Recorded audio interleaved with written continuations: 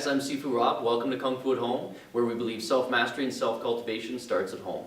The purpose of this episode, this show, is mostly to focus on three things. We would like to focus on Kung Fu, self-mastery, and being one and the same. And we also like to focus on self-defense. We also like to focus on developing health as well. So today we're going to focus mostly on coming at this from a self-defense point of view. I wanted to talk to you about something that comes up a lot in our training when I work with different students.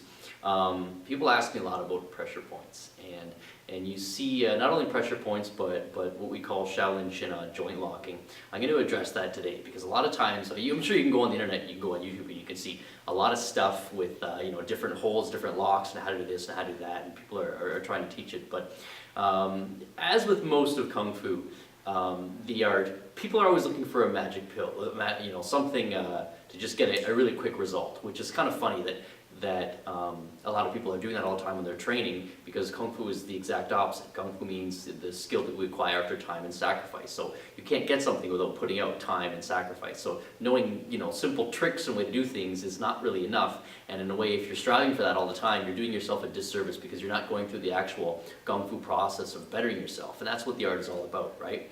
And with Chin'Na and joint locking and wrist manipulation, it's often the same thing.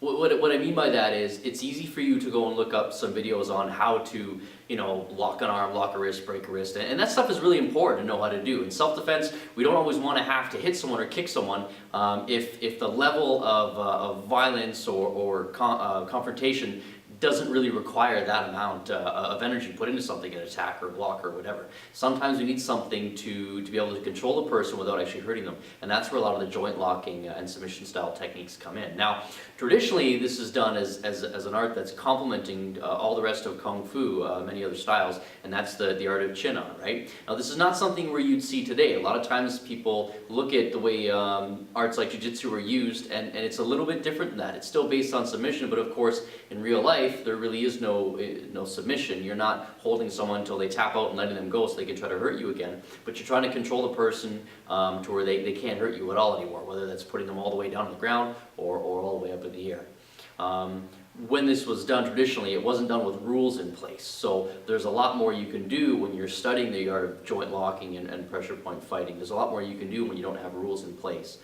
So for example, we don't just limit it to lock someone's elbow, but it can also be expanded to locking wrist and joint, small joint manipulation, which is very effective. But anyway, again, I'm getting ahead of myself a little bit. What I want to talk about was what you actually need to do to develop the skill in this.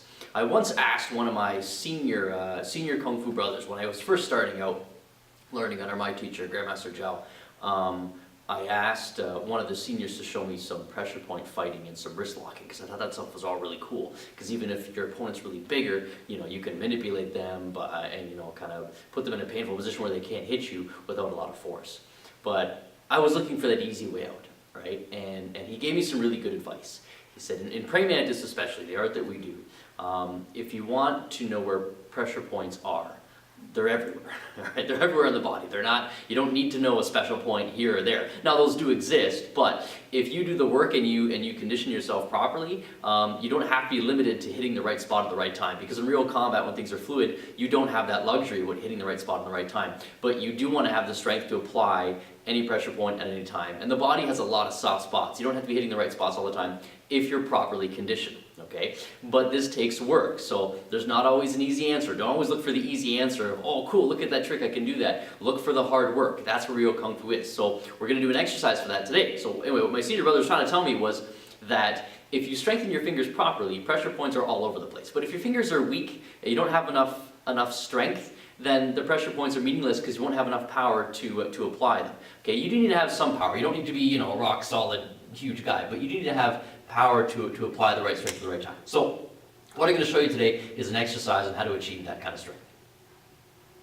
Now, Kung Fu is all about developing skill over time, right? After time and sacrifice. So this is something that's going to work really well for you if you do it consistently, okay? It's only going to take a couple minutes, but that's where good Kung Fu is. Kung Fu is in the small things you can do every day, every day, not just some days when you feel really excited to train, but every day. And when you do it consistently, that's when your skill really starts to develop, right? After time and sacrifice. That means you have to sacrifice, doing other things you'd rather be doing in order to train. So this simple exercise here is a great one to do for strengthening those fingers and making all pressure point fighting and Chin'Na locking much easier later on for you, okay? It's very easy. Just open your hands up like this, okay? I want you to do it with me. So open your hands like that, okay? And now squeeze your fingers in like this. So all your fingertips are pointing towards the middle of your hand, and tighten up.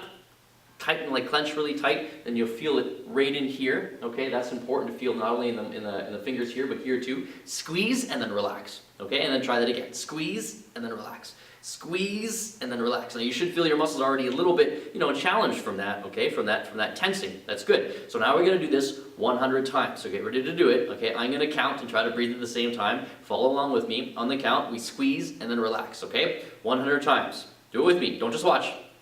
Take your hands off the keyboard and do this right now. Ready? And go. 1, 2, 3, 4, 5, 6, 7, 8, 9, 10. 1, 2, 3, 4, 5, 6, 7, 8, 9, 20. 1, 2, 3, 4, 5, 6, 7, 8, 9, 40. 1, 2, 3, 4, 5, 6, 7, 8, 9, 50. 1, 2, 3, 4, 5, 6, 7, 8, 9, 60. 1, 2, 3, 4, 5, 6, 7, 8, 9, 70. 1, 2, 3, 4, 5, 6, 7, 8, 9, 80. Keep going. 1, 2, 3, 4, 5, 6, 7, 8, 9, 90. 1, 2, 3, 4, 5, 6, 7, 8, 9, 100. Good. Shake out your hands. Okay, so now that will challenge the muscles a little bit. Your fingers should be a little bit sore, and that's good. Okay, so when you recover from that, your fingers will be much stronger. Now, if you practice that every day, or even every other day is okay, but consistently, you're going to have a really strong grip. So anything you need to apply joint locking wise is going to be very easy for you. But if you don't do the work, you don't get the result, right? So don't look for the easy answers. That's not where the good Kung Fu is. It's in the hard answers, the hard work. Okay, keep it up. Now that you've got that down, another one we can do to strengthen the fingers a little bit differently is just this little flap right here. A lot of locks later on require you to be pushing down, to snaking around a wrist or a hand and pushing down. And again, that's really hard if you don't have this strength right here. So this looks really funny, okay, like a little wing flap, but it's really good for your strength building into any technique you do later on. Okay, so practice this. And like I said, once you get your fingers strong like this, you have a whole bunch of options that open up for you as far as joint locking and wrist manipulation, okay? So holding your hands just like this now, all I want you to do is flap the hands forward and then open them up. Flap them forward, open them up, okay? Kind of like the sound of one hand clapping, okay? But you're doing it with two hands on their own. I want you to try this with me. Don't just look at me. Take your hands off the keyboard and try this again. Ready? And go. 1, 2, 3, 4, 5, 6, 7, 8, 9, 10. 1, 2, 3, 4, 5, 6, 7, 8, 9, 20. 1, 2, 3, 4, 5, 6, 7, 8, 9, 30. 1, 2, 3, 4, 5, 6, 7, 8, 9, 40. 1, 2, 3, 4, 5, 6, 7, 8, 9, 50. 1, 2, 3, 4, 5, 6, 7, 8, 9, 60. 1, 2, 3, 4, 5, 6, 7, 8, 9, 70. 1, 2, 3, 4, 5, 6, 7, 8, 9, 80. Keep going. 1, 2, 3, 4, 5, 6, 7, 8, 9, 90. 1, 2, 3, 4, 5, 6, 7, 8, 9, 100. Good job. Shake out your hands. Okay, that's going to give you a lot of strength in your fingers, so keep practicing that. Practice that every day or even every other day. Anyway, thanks for joining me, guys. I hope you enjoyed this video. I hope you did the exercises and got a lot of benefit from them. Remember that your Kung Fu is only as good as the work you put in. So knowing a whole bunch of snazzy tricks is fun, it's novelty, but it's not real Kung Fu until you actually put in the time and keep doing the work. So practice that consistently if that's something you want to do. Also, if you did enjoy this and you want to do more, you want to learn more about Chin'Na and joint locking and things like that, there's a program I put together for you. It's an online program that's taught bit by bit, so you can learn this stuff and apply it as you go. It's called Joint Locking, and there's a link for it. There should be a link for it down below you can click on.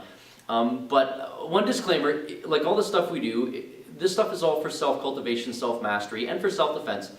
But it's all Kung Fu, meaning it's all for skill that we acquire after time and sacrifice. So if you're looking for something just to collect information that's really fun for novelty's sake and learn a whole bunch of tricks, that might not be for you. But if you're looking at building skill over time through actual work and effort, then I highly recommend getting this joint locking program. It shows you a lot of the locks and how they apply to another person, for ways for self-defense, and it's just good to know, so even so you can defend against it as well. Okay, that's available, and because you watched the whole video, I'd like to give it to you today for 10% off. So click below for that link, and it'll take you to a page to check that out. If that's something you want to do. If not, I will hopefully see you next time. We're going to be working on how to develop speed, accuracy, and power in our next video. So check us out, subscribe to our channel by clicking over there and subscribe somewhere, and we'll see you next time.